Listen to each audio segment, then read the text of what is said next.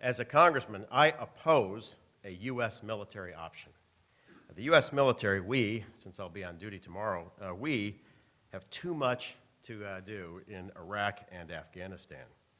But this option has largely been discussed entirely in terms of an Israeli military option. One could call it the let Israel handle it option. I believe right now we are witnessing the Iranian nuclear breakout.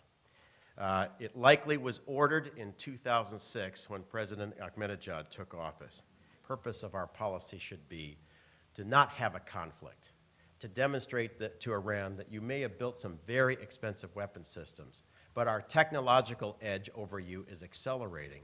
And even if you tried to bring about a second Holocaust of the 21st century, you will be totally impotent. The democracies are standing together, and the only way to deal with us is through diplomacy. The only sanction that matters is a gasoline sanction. When you look at the energy picture of Iran, an absence of 40% of their refined petroleum, number one, will immediately trigger hoarding by the Iranian people. When Congressman Andrews and I introduced the first resolution on refined petroleum sanctions, the Iranian regime tried to impose a rationing scheme on the drivers of Tehran. It triggered a set of riots in which 12 gas stations were burned down. This is a unique weakness of the regime.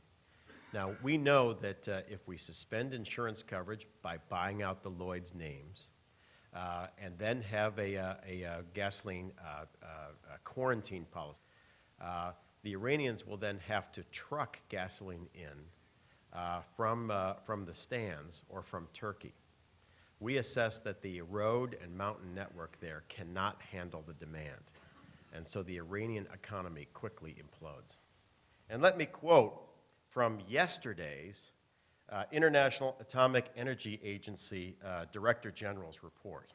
Paragraph 41 reads in part, although this raises concerns about the possible existence in Iran of past or current undisclosed activities related, we see the development of a nuclear payload for a missile as possible.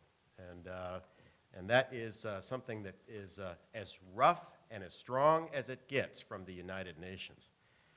With regard to WMD in Iraq, the intelligence community got it wrong, said it was there, and David Albright got it right and said it was not there. So because of his consistent record in being correct on Iraq, I think we should listen to him about the situation in Iran.